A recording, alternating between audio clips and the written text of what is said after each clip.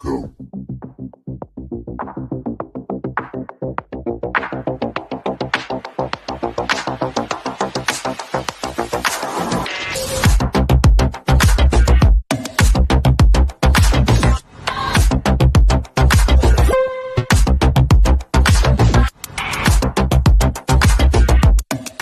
Sponsored by Andrea Mason, Press Play, Plan Life According to You, LLC. Take care of your mental health. Find inner peace by rediscovering and loving you for who you truly are. Take advantage of this exclusive offer and choose to press play today. Thank you.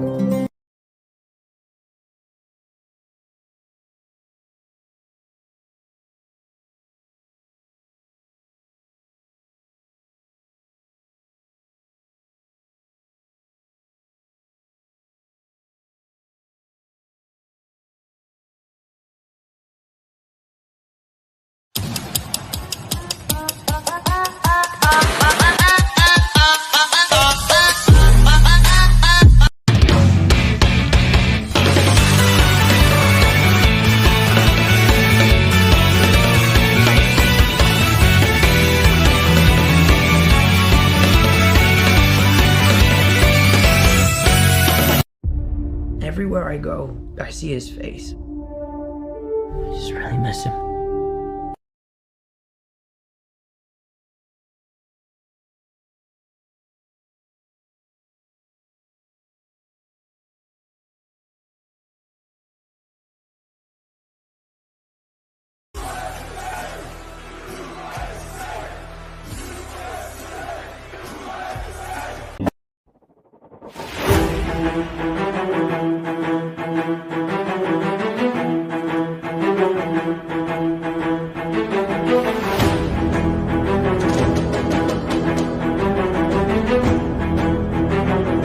What's up, everybody? How y'all doing? This is the host of the Buzzing With Marlowe podcast, and I am yours truly, Warren Marlowe. And if you are new to the channel, make sure you like, share, most importantly, subscribe. Hit that notification bell to stay in content with all our platforms: Facebook, Twitter, Twitch, YouTube, Snapchat, all that. We are there. Threads, Tumblr, trying to figure out more of them. Twitch, yeah, we're on Twitch and TikTok. All right, guys, I hope everybody is doing well. Happy Friday. Happy Friday. As you see from that symbol right over here, that's a little of a clue what we're going to be talking about today. I'm very excited. And before we get to that and talk about our guests, first we got to do the ones that paid the bills. Excuse me, guys. Y'all see that red? Y'all see this red cup? It's not a solo cup. It's a W cup. And you know where you can get your W cup? And also, good old stuff. Woo! Beach and peach, baby. I'm good to go now. I know a lot of people are wondering, where can you get that awesome bottle and get your stuff? You can go to w.gg.com and go in there and get you some of that jitterless energy. That's right, guys. They got tubs of many flavors.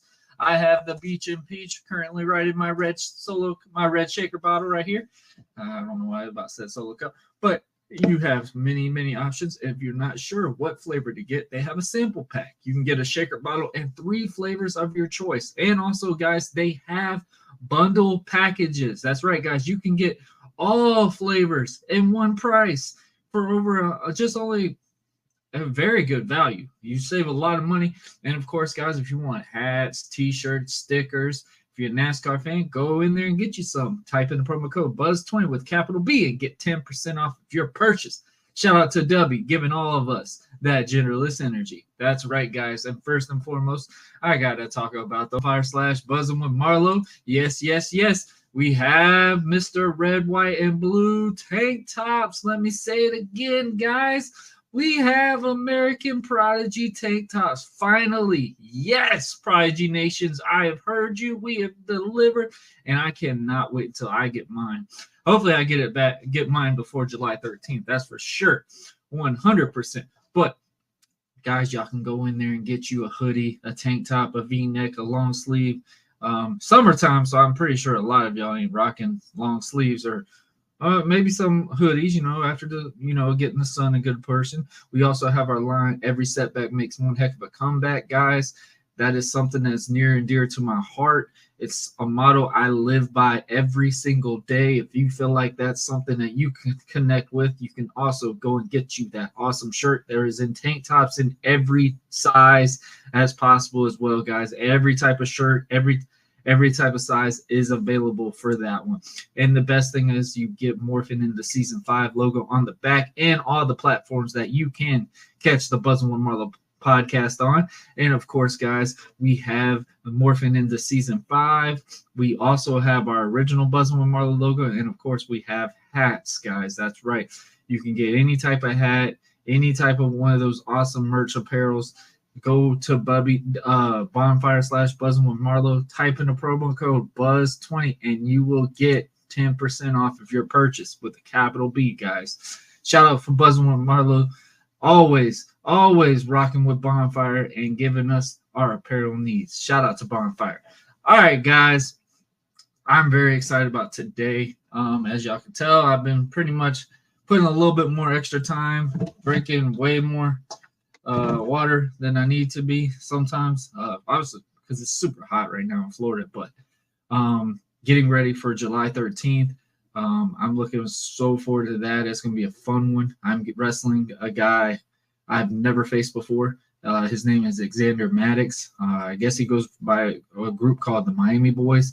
He's one of FIPs. If you don't know, it's Florida, Central Florida area. And I'm really looking forward to the competition. But, guys, I want to talk about our guest today and what we got going on today. So, guys, let's get to it. I'm super excited. Guys, so my guest, we will be joined with Jeff. She is out to help the next person. Regardless of how successful and all great accomplishments she has accomplished, her main goal and focus is to help the next person. And that's something I really respect. Ugh. So always a shout out to her. Look at you. Pathetic. And you heard her message me recently. Pretty soon, because we're going to hook her up with some Buzzing. Nobody's hooking up nobody with also, nothing. Guys, I want to talk about we will be doing a summer giveaway. That's right, guys. I want to give a shout out to my wife last time. Okay, I can't. I really can't with this. You know? With your microphone and your little sticker and just the vibe, just the whole vibe. Like, I don't know what this is supposed to be. Like, in your world, you really think you're a podcaster. That's the problem. You think you're a podcaster with your little earmuffs, right? And your microphone and your little, like, you know, that podcast, you know, posture. Okay? You're not saying nothing. You're not even saying nothing. Okay? Warren or American Prodigy, whatever you want to call yourself with all these different names, and it all doesn't even matter. You know? I just wanted to pop in and basically say that, remember, you lost to me. You lost to DWA. You had your chance, and you failed. Okay? It's just your quarterly reminder. And also, you know, I was there for one of the opening matches at Glorify.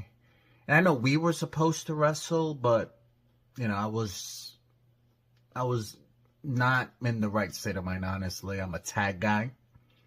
I know you wanted this match. I'm a tag guy. I'm a tag team champion, Glorify DCCW tag team champion, as you know.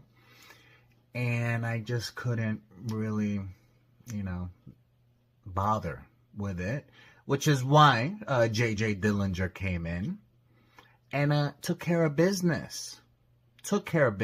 And you lost.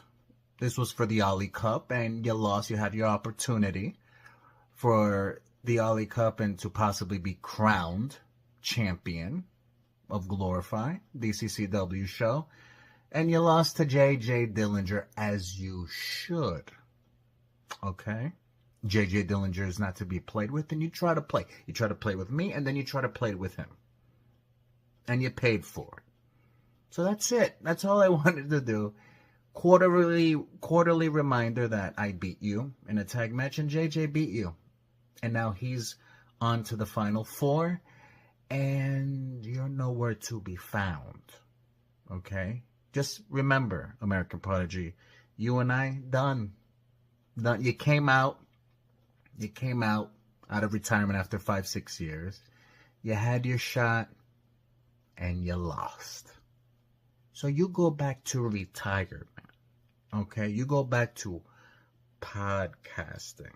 You go back to giving shout outs and pretending people call in and request things, because that's not reality. No. You know what's reality? I'm a tag team champion. That's reality. Okay, you know what else is reality? You lost the Ali Cup. You lost. Eliminated. All right, you come back not so good. This first year, not so good at all. Okay? All right, well, I guess that's it. That's it, folks. I'm El Nino, American Prodigy. You will always subscribe.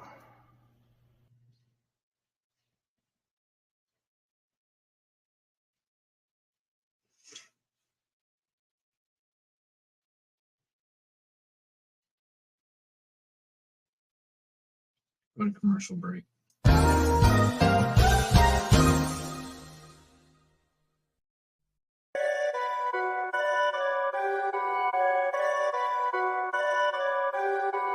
Perfect.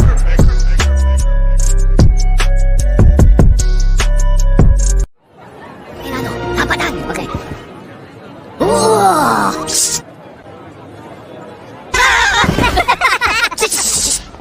Wow. Meow. Shush. Hey. That's it, buddy. You're out of here. No.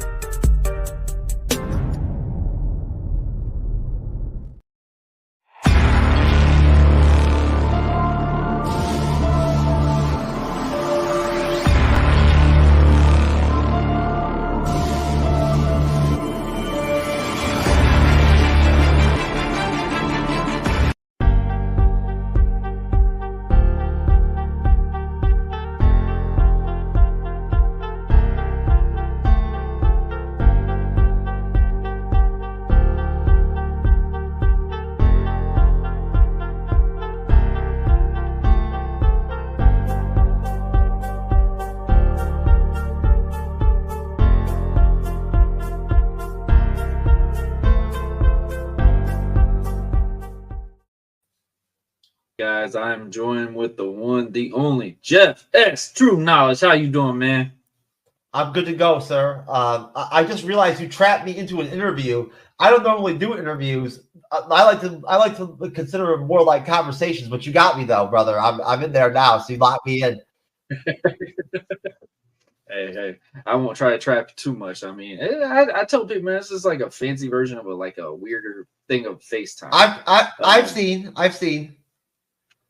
I mean, it's a cool little thing, especially when I started this in COVID. Like that was like the only way you really could chat with somebody on these things and stuff like that. So I kind of like the concept of like how you can have this cool interaction, talk about what you love and stuff like that, and just have a little rant.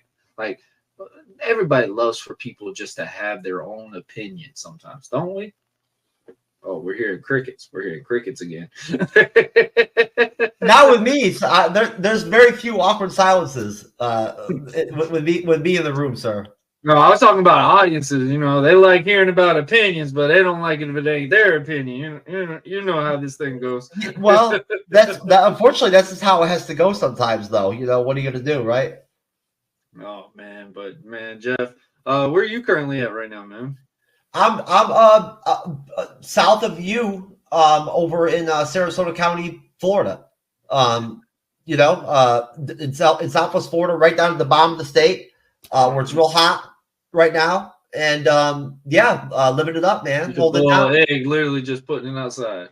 It's been hot. But yeah, I'm holding it down here. Over here in Florida, crazy ass state that it is. A lot of people make fun of us Floridians. You ever seen FloridaMan.com? Have you seen it? Yep. It's pretty funny. Yeah. Some guy threw an alligator into a Burger King drive-through window. Yep. Or something like that. Exactly which one. Yep. Yeah. Did you hear about that? I thought it was a joke at first, and no, they were like, no, that was legit. That's something else right there, man. Only in Florida, right? You go to a Burger King and just see a random alligator get sent at you. For real, just throw it right in there like it's currency. Man, I remember shout out to my boy Dre. He always told me he's always, he's been afraid to move to Florida. I said, why? He's like, man, if I open the door, I feel like an alligator is going to be at the doorstep. I was like, what the? I was like, you watch too much movies. It ain't that bad. If I was Dre, I'd be more concerned about the heat than I would be the alligator. I was about to say, bro. I mean, yeah. I was like, yeah, the heat would be the biggest problem. He was talking about he opened the door and see an alligator just popped right at the door. I've come across some gators down here. No, I don't think after you just open your door though.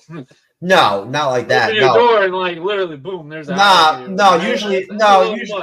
Usually it was because I was invading their territory. You know what I mean? Whatever, and that's how I came across them. You know what I'm saying? But they're here. What are you gonna do, right? And sometimes they just pop up. Man, and it's like they are some quiet things too. That's the thing, man. If you disturb them, they gonna let you know you disturb them. Most of our bad shit down here is quiet. Most of our bad, most of our our crazy wildlife and shit is quiet. Did you see that they caught a monitor lizard running around in my neighborhood down here in Northport over in Sarasota County? Oh, in your neighborhood? Yeah, they caught a monitor lizard running around. There was multiple people took pictures of it and everything. That's insane. Isn't that crazy? I did see something. I didn't know it was literally really close to you. I'm just like, oh yeah, that's my neighborhood. Yeah, that's right where I live, dude. There's a monitor lizard on the loose. Yeah, my wife was showing me this thing on social media. She's like, yeah, look at this thing. She's like, this was in Florida. I'm like, there ain't no way. And I'm like, yeah, that's in Florida. I have I've got this running joke going on between me and this guy Matthew from Born to Watch, a movie podcast on YouTube. He's an Aussie, and I've been saying that I want to go over there to Australia and fight all the I'm gonna fight all the dangerous animals that they have one-on-one. I'm gonna fight a kangaroo. That's how it started off, and we started playing kangaroo clips and stuff whenever he would come on the show. Or he'd throw a link up and I'd click on it and it'd be a kangaroo clip to play on the show, people fighting kangaroos and shit. And so I was saying I was going to fight a kangaroo. I'd fight a kangaroo. I would. If they'd let me, I would fight one. You would fight a kangaroo? And do it on video and put it on YouTube? Hell yeah. You know how many views I get? The views, yeah, you would blow the internet. I think that would definitely be the one. Fight the kangaroo for real. That would make the monetization and everything that they need to make YouTube more valuable. You'd probably be on what they used to call that thing, the Vine. Remember how big that thing was for the longest time? They were calling. I never got into the Vine. I only like the little videos because I was like, oh, only 30 seconds. Like, that was perfect. I remember the first ever AOL dating sites, like on AOL back in the day.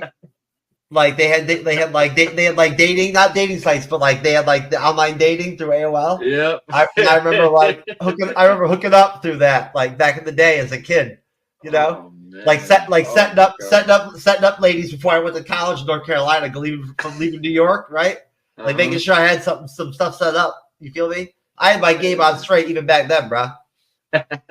I know you're a married man, so you had plenty of time to plan too, because you know that AOL thing that took like 10 minutes just to load up and everything else. So you already had your game plan ready to go. I get that just reveals my age right there. I already just kind of had outed myself. You know what I'm saying? Man, I remember, man, kids they got it so good now, man. I can't even lie. Like you could access this shit off your phone now. Like, remember when I was a kid, man? I'm pretty sure you too. Like, you know, when we what was that? You remember that website that they had? It was called Mini Clips, and it was all games. But obviously, they were like, after you beat the level, there'd be like little video clips of like of a hot girl or something like that. And like, man, you had to wait almost 20 minutes for this stupid thing to load up on the AOL. Everything. I'm just like, damn, bro. Like, kids got it made.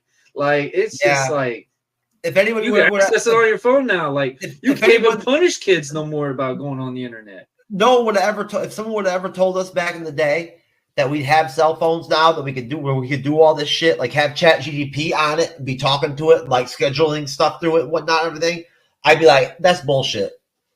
I remember when they first had those first organizers. I wanted one so bad because it was so cool. You know, you got the little pencil thing. You just sit there. You look so fancy with this thing. Now, they don't know what a damn organizer is. Or this one really gets you. Remember the MP3 players, how big those things were. I didn't think anything was going to beat those MP3 players. Oh, that got stopped real quick with iPads and everything else that they had, iPod touches. It's just like, it's crazy, just the adaptation of everything that's been excelled. I know my kids, my daughter is short-tempered when it comes to watching film. And I'm just sitting like, man, if she had to watch a VCR film right now, she would flip the script, everything. I mean, it's just crazy to see the adaptation. So, man, Jeff, if anybody doesn't know who you are, man, tell them a little bit about yourself. Well, I'm a father like you of 2 children, and I'm single. I guess I used to call myself divorced, but I've been divorced for so long that I've gotten to that point where you don't have to say divorced anymore, right? You could just stay single, you know, because there's that line, like eventually where you don't have to say divorced anymore, kind of, you know, like, you know, it's only fresh for so long. Then you just go back into single territory, kind of, right? So I'm single, and I'm the creator and the co-host and the shot caller at the MCU's Bleeding Edge YouTube channel podcast. And I've been in content creation in digital form for going on 6 years. And I've put up some big stats as an individual creator in short form content on some multiple platforms over the years, in different types of content under different names, stuff I don't really want to get into because it might kind of throw off a little bit of what I do now. You know, I don't want that rub. But either way, I've been doing the MCU's Bleeding Edge now for 3 years, and we're doing great. I mean, we just hit 51,000 subscribers yesterday, and I think we're probably going to hit I'm going to get my first plaque probably by next year. So you know, like that's not. And it's, you know, and honestly, I have a co-host. I've always had a team. I've you know, throughout the 3 years plus or whatever, I've always had, you know, different members of my team, my inner circle. So it's always been a lot of other people too. It hasn't just been me that have contributed on making all that happen. I'm just the backbone of it. I'm the one that's always there, right? Like, you know, like I guide the ship. I run the show like you do from StreamYard, right? And like, you know, with me, you've seen what I do.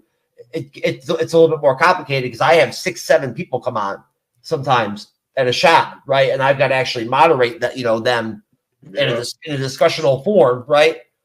You know, and ask questions and whatnot, and facilitate, you know, reviewing TV episodes of TV series and reviewing movies and things like that, which is basically what we do. It's our bread and butter, is, you know, just a lot of pop culture news and fandom news and, you know, MCU, DCU kind of stuff, geek nerd kind of content, right?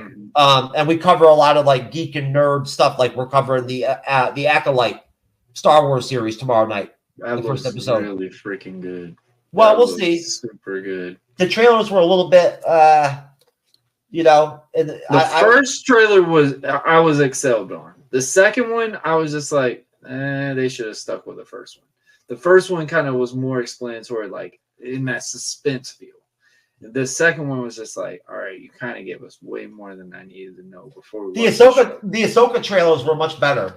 Like seriously, the Ahsoka trailers were much better than those trailers. They were. So like, I'm just wondering, some people that are already coming on the shows, you know, because I've already got the episodes already lined up with guest panels. That's what we do. You definitely do. I won't even lie, man.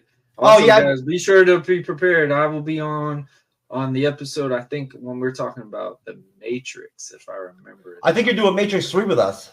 Yep. So I'm excited for that one, man, because no one ever talks about the Matrix. Not this Friday, but next Friday. Yeah, and the third film is the one that's considered like the least good one.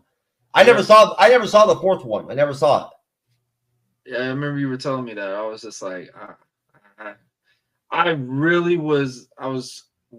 So I will tell you this: when my friend was telling me that it was coming out, I was sketchy at first because I was like, the way they ended the third one, I don't know how they could have continued. Have you ever been on just a quick question? Have you ever ever been on a show before that has a structure like ours, where like, you know, where there is a moderator and you do have to be called on and all that and whatnot, like before you speak and all that? Have you done that whole deal before? Right? Because not that many people do it these days. You know, like everything is pretty much open forum, kind of like how you do your shows. Right, like kind of open format. You know what I'm saying? That's kind of like the reason why this came apart, because I was just like, I like it, but I'm just like, I mean, it feels bad sometimes, like, because you know you got one of those guests that really wanted something to say off of that one particular topic, and I didn't get to get all of it out. So I was just like, man. That's why there was a couple of them that's why I don't like to. I don't like to do interviews that much in the Bleeding Edge. We don't do them.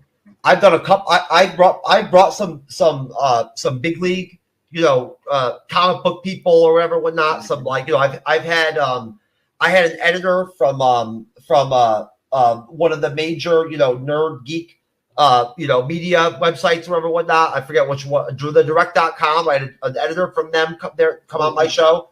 Yeah. Right. But just as a fan, not like, you know, like I couldn't plug him or anything like that and whatnot, because he just liked our show. He just happened to come across us on YouTube and like what we did and wanted to come on, right? But we've had like Rich Knight. He's a writer from Screen Crush. We've had him on, right? And I don't interview these people.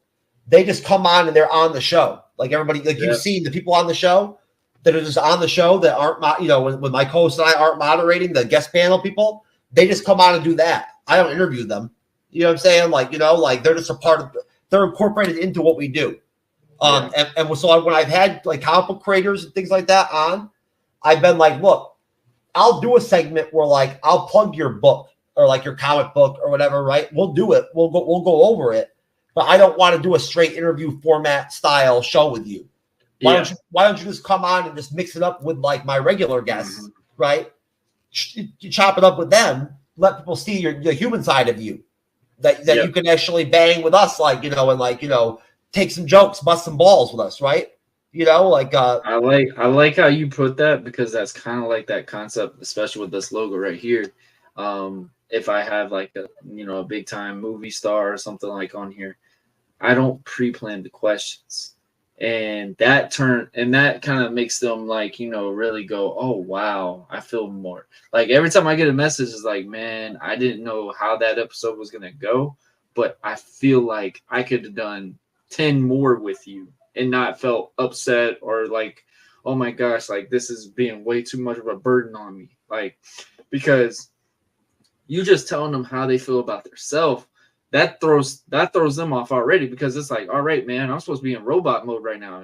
My script in my head already, you've already ruined like 4 or 5 lines just asking me that question. Like, you know, it's something that I really like to do, is like, you know, like really get to show these people like, hey, man, you know, they put on their shoes just like us. They put on clothes just like us.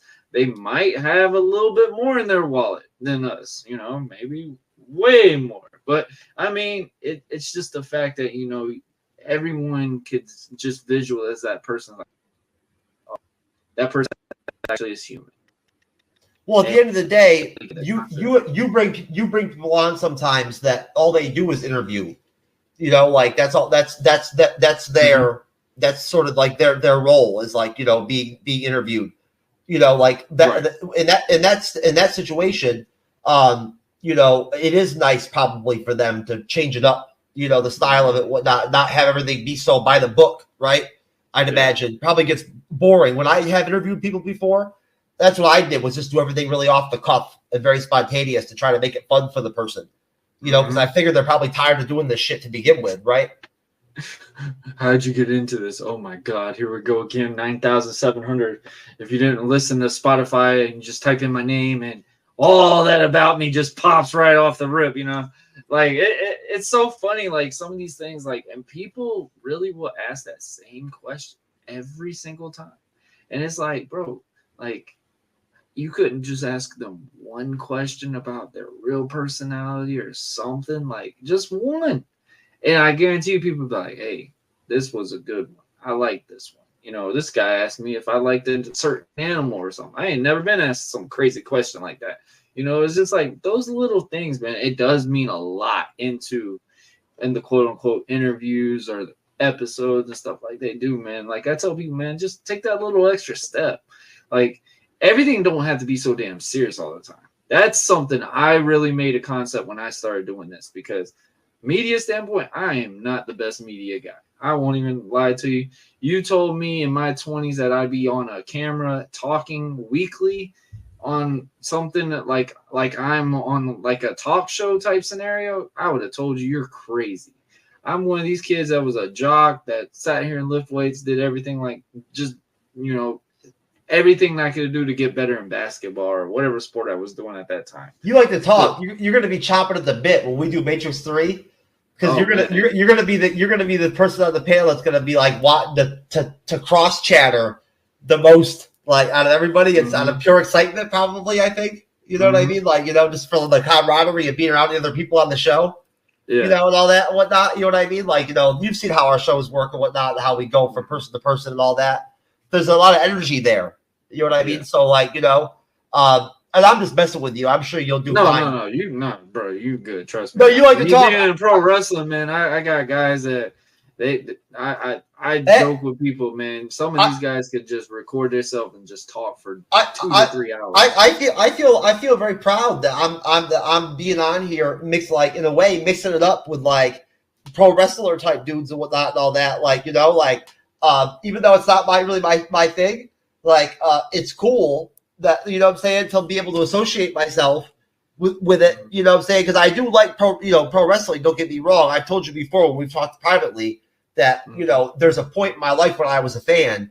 I just have kind of fallen out of it now. You know, there's so much media out there to consume, right? And there's a lot to watch and a lot to do over at the Bleeding Edge, right? It's just, you know, hard to keep up just watching all the stuff I got to cover, you know, watch and cover over there. It's honestly, I'm happy to be a part. I like the fact that you've had some of the people that you've had on here, and I'm enjoying myself so far. As long as it's, you know, like this, where it's like more open format and like it's more like, I feel like I'm more like having a conversation than I am being grilled or like like you're drilled in type scenario. Or I've got to talk the whole I've got to hold up the whole show myself. Like it's all got to be me. You know what I mean? Like I'm just going to talk the whole time. Like, you know what I'm saying? Like, come on, man. Like, you know, like that's a lot. Yeah, man. Some people, man, I swear to you, like that's how they want it to go. Like I feel like it's just like somebody's told them, "Hey, you can't talk." Oh, I'm going to this man's show, and I'm just going to let it all out. Well, It's like, hey. that's probably all they've ever done before. You know what I mean? Like, Yeah. I've been interviewed that way before. I have, because just because of like I do have an interesting backstory. It's not one that I'm very particular about, like when I'm willing to really get into my personal life when it comes to like my background and whatnot, my backstory, just because it does have to do with a lot of traumatic events and whatnot and everything, right? Some pretty rough stuff. So I'm particular about when I'll talk about it, but I have here and there. But I am a little bit, the type where I'd rather talk about like the Bleeding Edge or talk about X-Men 97 or talk about like, anything other than, like having to actually like talk about my life story and all that. It's not my kind of deal. I don't think it's your kind of deal either, No, I mean, yeah, man. Like I always say, man, it's just based off the guests. Like whatever the guests want to talk about, that's what we'll do. And that's something I like to do, man. I don't want to have to already have set in my head, like, all right, this is what we're going to go with. Like, I joke about it, man. I know wrestling's not really your niche, but I always use this reference, man. I'd rather do a match in the ring, call it that way, than be in the back. All right, we're going to do this, get the crowd up, this, finish. And think we're going to be able to remember all of that. Exactly how that goes in front of a crowd that's going nuts, either my way or his way or whatever match it type be, and think that that's going to go exactly that plan. It's a little tough. So I like to just free talk it and have whatever and just see where it goes from there. You can't really mess up if it wasn't planned. That's how I always say.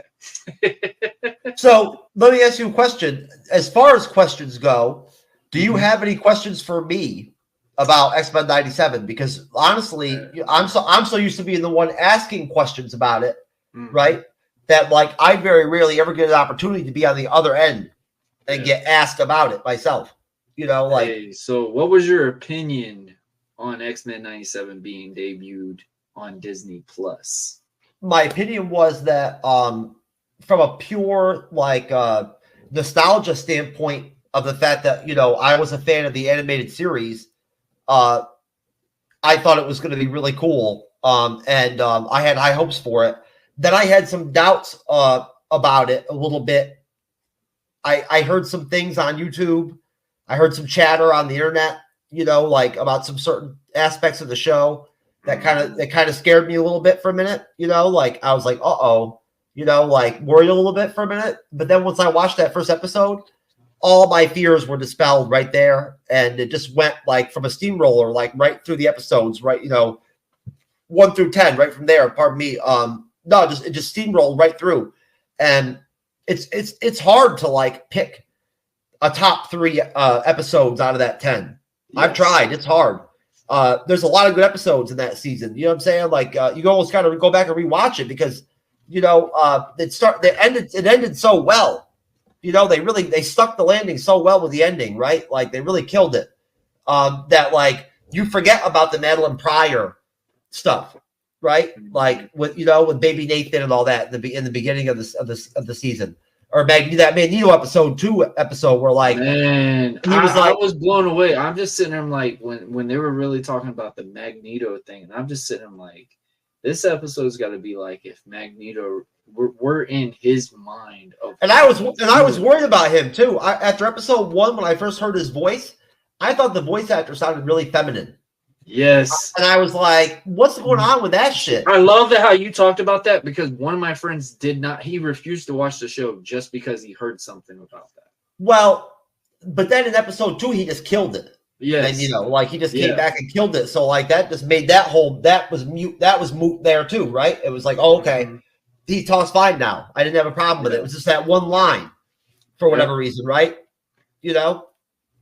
I've learned, man, you can't look at these reviews before a show anymore. Like, because people were saying crazy shit, man. They were saying that like Magneto was going to be gay with Wolverine and all this shit or whatever, right? Like, and all this other, just crazy stuff, right? And I'm not even gonna lie, man. One of my friends literally said he wasn't gonna watch it just because he heard some of that stuff, and I was like, bro, I just watched the whole series, and it's nothing like that. I guarantee you. No, they didn't. I wouldn't have watched it if it was. There was no woke bullshit in it at all. That's something I was really happy about, just seeing that overall thing with. But I do gotta say, episode 2 really was the cliffhanger, and then the third one, and then they were just and what's crazy. It's kind of like how I would say like a movie, like it goes from showing this perfect family, and then one by one a tragedy just happens, and it's just continuously, and then you're just like, oh my gosh, like how did it get to that concept? X-Men 97 this season had that with Xavier. The one with Gambit, oh my gosh, I had to rewatch it. I'm just like, that's the episode. That's the one that everybody wants to pick and hold up as like the big episode of the season, right? Like it's the episode 5. It's a great episode. Don't get me wrong, it really is. The bombing of Genosha, is like crazy. Like they really did a great job with the animation on that, right? I love the story that they told, even with all of that tiled in. And then when they did the ongoing scenarios, but the ending when they brought, I was blown away because, I mean, this is how most of us got into watching the Marvel universe. Like, even if you weren't big into comic books, it got you to want to read these comic books and look at them, watching the original cartoons. Even if you didn't read the comic books, the X-Men animated series was the X-Men team that you knew. It felt like it reintroduced everyone back without having to do so much. Man, when you see Spider-Man, you see Mary Jane, you see all these ones, I'm just like, wow. They look that much older. Wow. Like, I feel a kid again, man. My goodness, like, that series of Spider-Man was mine. Like, I remember watching that on Fox, man. You had Power Rangers, X-Men, what's the other one? Power Rangers, X-Men, not VR Troopers. I never watched the Spider-Man animated from that time period. I've got to watch it. I've been told by multiple people I got to watch it. Yeah. And like I said, man, if you didn't read comic books or if you didn't really watch that type of scenario, yeah, I was reading comics. That cartoon right there really got you. The reason I wasn't look at more of it. The reason I wasn't big into the original X-Men animated and the Spider-Man and all that was because that's when I was reading comics. Mm-hmm. Right? Like, honestly, that's when I was hardcore, like reading comics and collecting them and reading so many of them back then as a kid that like that's all I did was read comics. Like literally when I wasn't playing sports or whatever, or like go to school, I was reading comic books. So like that's all I did, like literally. So what's your favorite comic series? Oh, I don't really have a favorite. I don't do good with favorites. I don't really have a favorite. There's a couple that I love the X-Men. I collected them for a long time. I still can't believe Stan Lee just did them just to like, hey, this was like my BS series. I'm like, what? That's my favorite one. I'm just like, damn, that was a Stan Lee BS series. Like, what? I like the Punisher. I've bought comics recently. Just going out, when I go out to a comic book shop, I always support the comic book shop. So I buy books or whatever, right, when I'm there. It's just the right thing to do, right? So I always buy a couple books or whatever. I'm sitting on some comics to read, but I don't collect anymore. So I wouldn't really know. Like, I'm not like wired into what's going on with comics anymore, like what's popular, what's not. But for me, it was always the Punisher was one of the ones I always really liked. That was one of the ones I got more than one comic book title of it, like every month or whatever, was Punisher. Spider-Man. I got like a lot of different Spider-Man comics because Spider-Man was so popular back in the day. The comic books, the comic book boom period, when I was a fan, there was like 4 different Spider-Man titles that you could pick from every 2 weeks that you could get in the mail, right? Like my dad was telling me that. So yeah. It was crazy. My dad was telling me about that because he did tell me, like Stan Lee's standpoint was Stan Lee did a lot when in regard to Spider-Man. You had so many different types of Spider-Man. You had so many different stories about Spider-Man. Stan Lee, he stepped back. He stepped back in the 70s. Yeah. From like the direct oversight of Marvel Comics, right? You know what I'm saying? Or not? Like it was different people that came in and ushered in, like, you know, like for instance, Stan wasn't directly like, you know, overseeing the X-Men run that led up to the X-Men animated series that made X-Men so popular, right? He stepped away, but he was, of course, at the end of the day, though, the creator, you know, of all these great characters, and the man deserves his credit for that, without question. God rest his soul. But X-Men 97 was great, man. I really enjoyed watching the hell out of it. I can't wait to watch it again. Just putting it on at night, like going to bed or whatever, whatnot. Just rewatch it again, you know. I really love the Nintendo episode. What'd you say? I said one of those series that you put on thinking you're gonna go to sleep and you're gonna watch the whole series.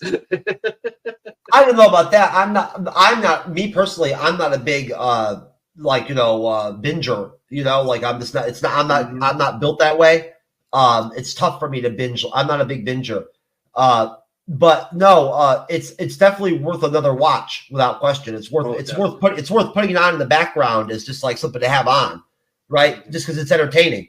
I love the Nintendo episode with Jubilee. They really did a great job with her character. They really made her more mature. I will say mature, yes, but it was like more in depth about Jubilee. Like it wasn't like, you know, just those little crappy little storylines that they were doing with it. Well, they gave her Roberto, so there was like another kid. Yeah. You know what I mean? Like her like a focus on a direction into the storyline and stuff like that. And they upped her powers too a little bit because she was actually effective, like in battle a couple times, like actually like kicking ass a little bit, right? That's what I'm saying. Jubilee was really like one of those powerhouses in this show, like because from the old ones, I remember Jubilee was like the runaway, like, you know, kind of like Daphne off of Scooby-Doo. She would always be the one that gets caught and, you know, finds a way to fight herself out of it. But she could shoot some of her blasts at like a sentinel and it would like stop it a little bit. And then it still come at her. But it wasn't gonna take her out. It wasn't gonna take it out. You know what I mean? Like, you know, but they upped her up a little bit in this one to the point where like in that final battle against Bastion, she cracked his face open and shit and whatnot and fucked him up. You know? That was Jubilee, man. The one character I gotta say that kind of did shock me this series, which I was kind of I was a little iffy at first, but I knew the direction after, you know, the Gambit episode, Rogue. She had a great season, They really did a lot with Rogue. With that Captain America episode, that was a great episode. Yes. I was just like, I love Rogue. Rogue's one of my favorite X-Men. They really did something with Rogue this go around because Rogue was just built as that powerhouse, like in the cartoon. Then you get the actual movie and stuff like that, and you see like a full and she sucked origin of Rogue. The Rogue sucked in the movie. She was terrible. They made Rogue look like Jubilee. Literally, she couldn't do shit. She couldn't fly. She wasn't super strong. She didn't have any of those Captain Marvel powers. You know, I was just like, how's Rogue not one of the powerhouse ones? No, they did her character dirty in those live action films, bro. I was just like, okay, but obviously, I can't wait to see live action X-Men when Marvel Studios finally does it, and they give us a real Rogue, you know, that flies and everything and whatnot, and has super strength. Lie, watching that Marvels, the Marvels film, whatever, that was the only reason why I watched it, because I heard the alternate ending, you know, the introduction of X-Men. And I am ready. I did not think the Marvels was that bad. I thought it wasn't bad. I didn't. I hate sing-alongs. I hate sing-alongs. I thought it was entertaining. It was. In the theater, I go around and ask people right at the end of the movie what they think of the movie. I'm crazy like that. I just go around and ask people like, "Hey, what'd you think of the movie? Thumbs up, thumbs down, you know, whatever." I have that kind of off the cuff kind of, you know, chemistry where I can just do that and it flies. And plus, you've been in the movie theater with me the whole time, you know. So like, we've been making noises and shit, and whatnot, and laughing, whatever. And like, everybody in there liked it. like off the I cuff. just hated Like, the sing along spot. I hated that part. but the action scenes in the sing along part were good. They were good. They were good. I like Miss Marvel. That's what it is. I really like the Kamala Khan character. I really like her. She really got a full transition into this film. Like I've said it countless times. She was the film. Yeah, she was the that film. Yeah, then Mon Vellani is a talented actress, man. I was just like, they need to continue with her. I love Miss Marvel. Miss Marvel was my number one pick that year of all the Disney Plus series that came out. I was the only one on the Bleeding Edge that picked Miss Marvel. I thought it was great. Really? Yep. I know no one put She-Hulk because that killed. She-Hulk was terrible, bro. She-Hulk episode 7 gave me permanent me. No, dude, it was like so good. They did good from 1, 2, and 3, and then it was just like, what is it? Went to shit. It went to garbage. It was like one big man bash, and then they made Daredevil do the walk of shame after he hit it. Yeah, I know. That was just like, are we trying to introduce Daredevil? But then they made him do the walk of shame. Like, come on, bro. You know what I'm saying? Like, seriously, come on. Oh man, that was. I did not like that, man. I did not like that. I did not like them doing Daredevil dirty like that, bro.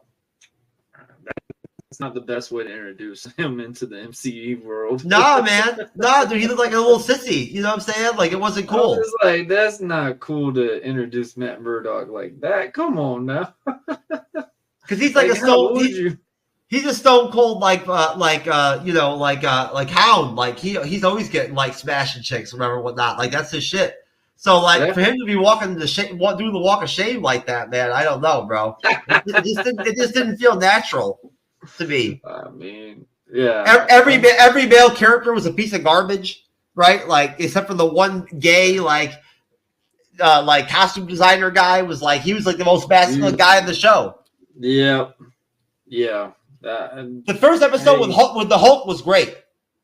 Yes, that's what I'm saying. Like episode 1, 2, and 3, it had promise. Oh yeah, episode 3 they brought that girl with Wongers, that chick. Yep. Remember her with the martinis and shit? Yep.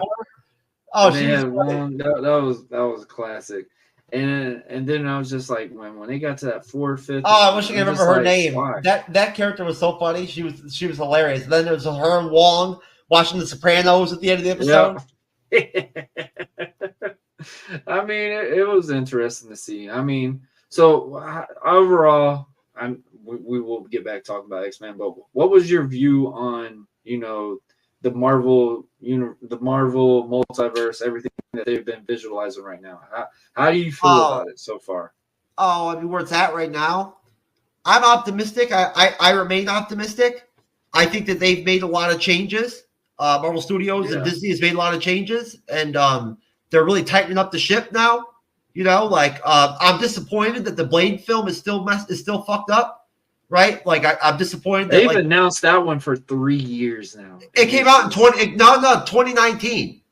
In Comic-Con 2019, Kevin Feige brought Mahershala Ali out with the Blade hat and all that. The Blade film. Right about that, 2019, so it's 2024 now. It's been 5 years since we were supposed to get Blade. Yep. Eventually, we were supposed to get a Blade film. It's ridiculous, and it really irritates me because it should be so simple to make a Blade movie. It should not be complicated. Just copy what they did with Wesley Snipes in the first movie, but with different people or whatever, right? Like an action, supernatural movie. And make Blade like Blade. Don't make him like it's Mahershala Ali. He's won like 2 Oscars or whatever, right? Like I'm sure you can do a good Blade. You know what I'm saying? You just got to actually make the movie. I don't know what the problem is. My biggest thing is I just want them to make the character strong, make the character believable to getting that next film, because a lot of people are gonna look at it and go, it's not Wesley Snipes, but you need to make them go, hey man, I'm not Wesley Snipes, but I'm pretty damn sure Wesley Snipes I'm gonna make you interested in this thing. Wesley's almost 60 years old now, I think. So come on. I mean, it's crazy. They're still talking about bringing them back. They are. They're talking about bringing them back. I did read on that. That's why I was like, is that why they're postponing this thing? Like, they're talking about bringing them back. Snipes back. No, they're talking about bringing them back for like one of the Avengers like Secret gosh. Wars movie type stuff that they're doing, right? Like bringing it back for that. But no, I mean, where am I at with it? I like where they're at with the whole like quality over quantity deal, like less live action series, Disney Plus series, less of those, right? Which I haven't. Let's be honest, a lot of them have not been very good. A lot of them have not been good. WandaVision was good. Loki was good. The Falcon and Winter Soldier was good. That felt like a movie. That really felt like I was watching a movie. I'm not even gonna lie about that one. Hawkeye was okay. I remember when I kept watching this, I was just like, "This ain't a damn TV show, man. This is a movie." But the stuff that's come out recently has not been all that good. So I'm glad they're going to cut that back, and they're going to try to do more animated stuff now, which is obviously maybe not a bad idea for them, considering what X-Men 97 just did. And then I just want to see them get their shit together with their films. Right? Do you think they did the X-Men 97 to kind of get people to, kind of introduced and always a little bit more like, oh, this is what X-Men really was. It wasn't just Wolverine. It was just simply the matter of timing when they could get it out, when they had the rights to the X-Men, and then how long it took them to make the show. They put it out as soon as they could. Right? They didn't time it for anything. They didn't expect there to be the downturn that the MCU's had, right? When they first took on the project. Now, obviously, you're seeing a push for people wanting to see the live action X-Men, which of course Marvel Studios can do that now. They have the rights to the characters. They can actually make their own X-Men team, and they're going to do it soon. But basically, where I'm at is I'm optimistic. I think Deadpool and Wolverine is going to kill it in the box office. It's going to make a lot of money. And then Captain America 4 will be the big test. When that comes out next year, that'll be the big one, right? Is how well Captain America 4 does. And so far, from the footage that's come out, people have said it looked good. I heard Chris Evans is supposed to be coming. No, he's coming back to do another project. Not in Captain America 4. So it's going to be an actual film. It's not a show. Yeah, the Nomad film. That's right. Yep. That's right. Where it's the story of him going back in time and showing all. Yes, that's the thing I've been wanting. The story of him delivering all the Infinity Stones back where they had to go and all that and everything. Nomad. I can't wait to see his experience when he sees Red Skull again. That one is the part where everybody is like really at that cliff is like, bro, when in that moment when he sees Red Skull, that's going to be the part where it's going to be. I don't know if it's really going to happen or not. They've been talking about it for years. Like, I hope they really do the good meaning. Marvel Studios bought the rights to the name and everything and whatnot to do something with it, right?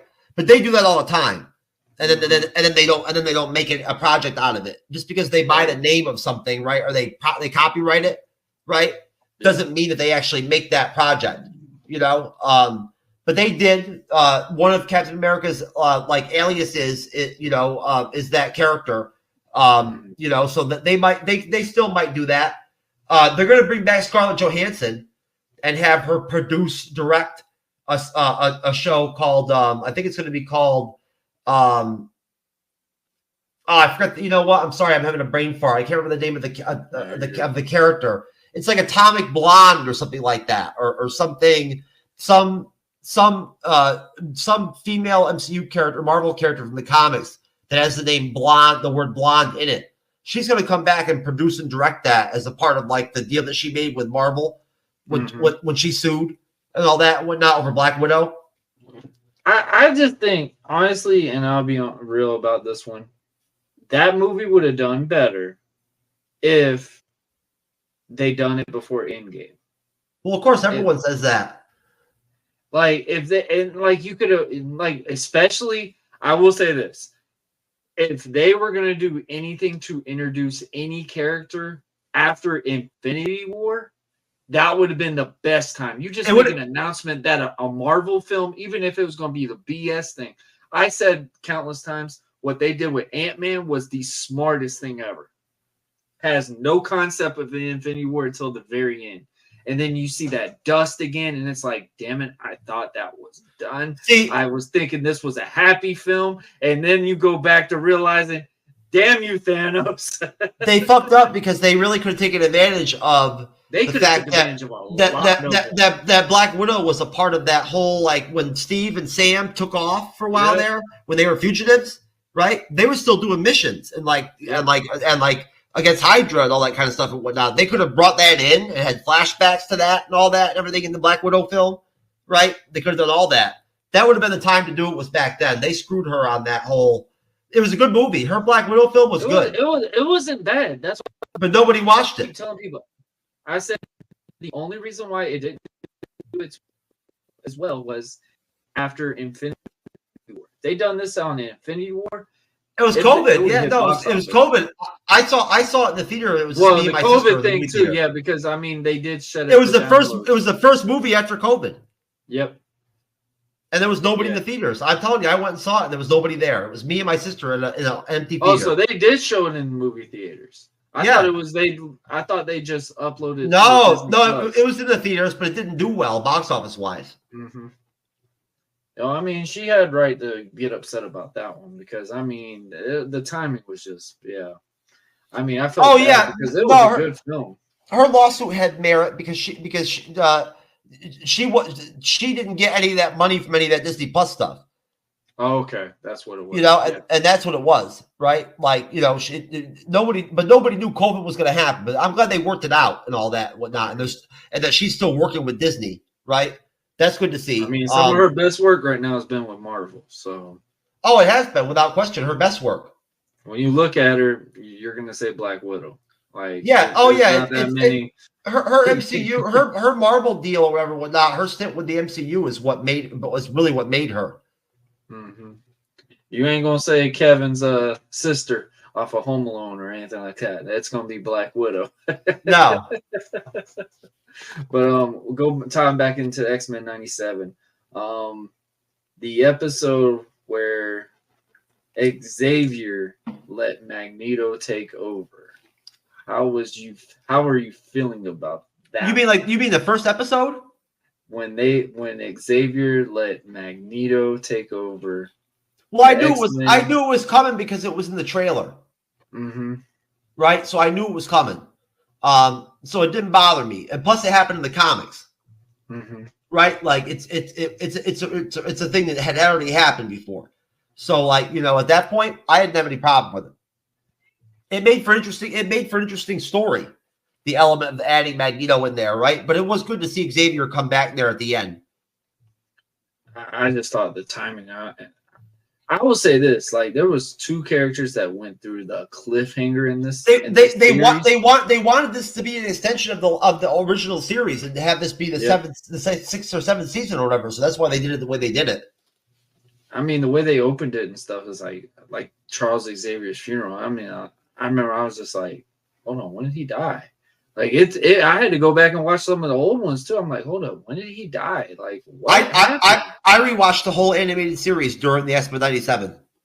I was literally like blown away. I'm like, hold up, I don't remember him dying. Like, I literally went back and watched all the old ones again. I was just like, oh, okay, now this is all making sense because the way they opened that out, it felt like it was like Endgame feel like when Thanos. They wrote off his death because he went with the Shi'ar. Yeah. And I was just like, this was interesting. And then you see Magneto take over. I did like what they did with Wolverine in this one because Wolverine didn't look weak. He didn't look super strong at the same time because, I mean, how every film he's been in right now in the actual visuals, he was always the alpha. Always the head leader and stuff. Yeah, they kind of he took a back seat a little bit in this season. I like Nightcrawler. He was a good addition to the team when they brought him in. Yeah, I really liked Nightcrawler. I thought he was a great. They didn't really introduce him much in the films though. That's what pissed me off because Nightcrawler was the coolest one. I remember when they made the video game. Nightcrawler was my favorite character in the video game, where you could just zap, disappear, come back, whatever. Like just the look and that character, and I'm just like, man, that would look really cool. I remember I was really excited when they were introducing Nightcrawler into the X-Men 2 movie, and I was just like, Nightcrawler is going to be a good one. And I'm like, man, there was a lot of strong characters. Morph was good too. Like they use him Morph to use him Morph for all the cameos, like, you know, of like different characters like Hulk and all that and whatnot, right? You know, like it was kind of odd in some ways too. I'm just like, he did morphing into Jean. He did magic, right? Like he became magic. You know, like you know, he did some good cameos, right? And let's be honest, people love seeing those cameos, man. Man, when he morphed into Jean like 4 times to make Logan come back, I'm just like, well, him and Wolverine have like a special relationship. It was just like, my goodness, like that's the only way he's getting Jean. Well, basically, yeah. That's kind of the most awkward thing. It was kind of emotional because even like Cyclops when Wolverine what that reminds you of? I know you know the show that's coming out, The Boys. When Homelander would have that one. Oh, it's already out, I think. Yeah, the one morph into the lady from the first season. I never watched it. I'm just like, oh, that's so. I never watched it. I never have. I've never seen The Boys. Really? I've heard about it. Yeah, but I've never watched it. That looks like that would be something up your alley for sure. It would be. Yeah, I'm sure it would be. I'm gonna have to watch it eventually. But no, when Magneto pulled all the adamantium out or whatever out of Wolverine, and even Cyclops came up to him and was like, you know, you've got to stay strong, you know, for Jean and all that. Don't break her heart and all that shit. That was emotional. Or like, I cried a couple times. I know. I was just like, bro, it's like they literally are still in this kind of like a love triangle fest. Like it's like, you know, obviously 90s people, you know, you watch all these sitcoms and stuff like that. I joked about it even when I was younger because I was a big Saved by the Bell fan. I said, man, Jean was always Kelly Kapowski, Cyclops was Zach, and AC Slater was always Wolverine. Like it was always that connection. Something was gonna be with that, and it's like, you know, it was so weird because literally that was Wolverine's motivation at time. The girl, Cyclops is married to Jean, whatever. Logan was still gonna be somewhere into that picture, so. It was just a weird concept. And then obviously, you know, the morph part, I just kept thinking about the scene with the boys. I'm like, oh gosh, that's so weird. Like when you watch that, you'll know what I'm talking about. Then you'll message and be like, I get it. That's fucked up. Yeah, that's fucked up. I get it. But no, all the characters were great. Everybody was great. Rogue was great. Like you said, it was great seeing Rogue really get like well serviced. They did a really good job with Jean. Like Jean was strong, you know, like they made Jean a lot stronger. Remember in the original animated, all she ever did was faint all the time. You know, like that's all she ever did. So it was nice. She looked more stronger in this one. That's something I did really like because that's something that they did really well in the films. They made Jean look like a badass. They made Jean look like she was like one of the strongest ones. And I remember watching them in the cartoons. I was like, man, the only time you really saw Jean like really take control is when she turned into the Phoenix. Like, that was the only time you really ever saw her like, oh my gosh, Jean is that person. And then this series, like they kind of gave her due diligence. They did a really good job with Storm. They went on a full emotional roller coaster. Oh yeah, they did. Yeah, you forget about those episodes, right? So, I mean, it was really cool. Like, I will say this, like, all the characters really got something in a positive perspective when it came to they spread the love. Everybody got the. It wasn't just one person was getting just a big build. Like, I really would, like, honestly, I will say overall, I was really happy about the alpha vision of Cyclops. That was something I took a real good meaning to because I'm like, man. And I do know a lot of people on social media were like negative, like, man, when has Cyclops been the top guy? I'm like, what are you talking about? Cyclops was the guy to begin with. Like, he was the leader the whole time. He is the guy. I was just like, man, y'all watch all these films. Yeah, Wolverine's going to be the build-up one because Hugh Jackman was playing as him for crying out loud. Like, you know, but it's like, I do love the fact that they did all the characters a really good meaning. Beast got a good presentation as well. He did, yeah. I mean, Professor Xavier, when he came back, like just seeing him in the afterworld and stuff like that was really cool to see everything that they were doing with him. And then when he arrived after everything went to crap was even more interesting. The one thing I do got to say, Sinister is one of the top bad guys with the X-Men. Period. In Well, my they're opinion. saying they're saying that when they do the live action, he's going to be the villain. Okay. And I really hope they do that one really well, because Sinister in this one, if you didn't have an introduction of Sinister, watch this series and you'll know what I'm talking about. Nobody's really ever tried him before in live action, so like, you know, I think it could work. Yeah. But what did you think of the concept, like where all the pretty much all the humans were like, you know, not in their right mind, like just turning into stuff, their eyes are glowing. They were made into sentinels or whatever and all that and whatnot.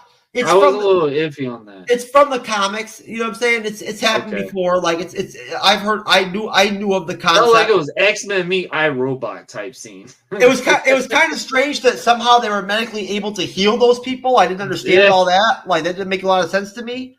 Like how they could make them like heal them back to human beings after that shit. I didn't really get all that, but it was cool for the story. It worked. It was creepy, you know, like it was definitely creepy. Like the dude, Bastian's mom was a sentinel and all that shit, right? Yeah, it was creepy, dude. I just thought it was, you know, Bastian was a creepy villain. For X-Men animated. I do like how they upgrade the Sentinels a little bit. They look more.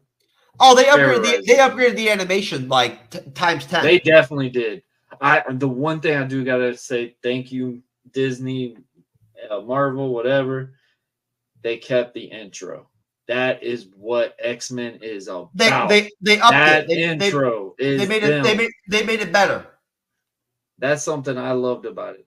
Everyone knows the intro. Everyone knows the intro. That old school intro, and I will say with all the animated series for Marvel at that time, had some really good, good beat. It's very catchy intros, like Spider-Man, like they had their little moments where you knew which show was what from that music. So I was really happy about that.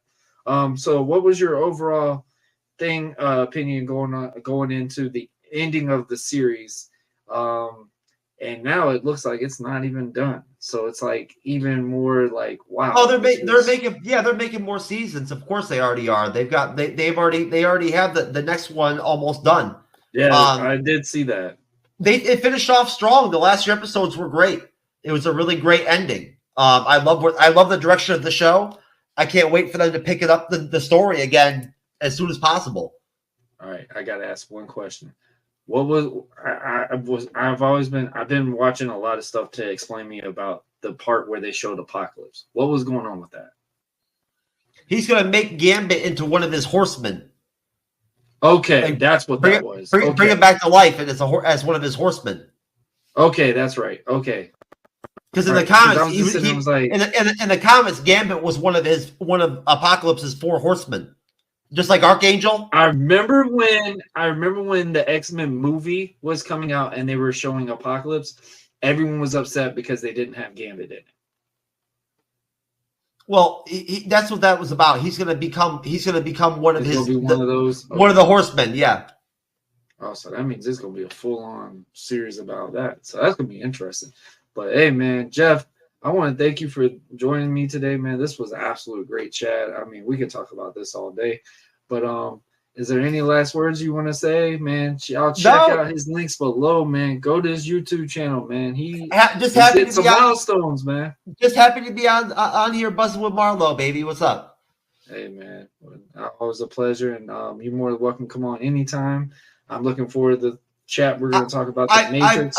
I appreciate that, and it'll be good to see you for the Matrix 3. I can't wait. Not this Friday, but next Friday. Yep, next Friday. And I mean, I gotta watch back the Matrix 3 because I remember when I watched it, man, because I was just like, I don't know how they were gonna do with a 4th one.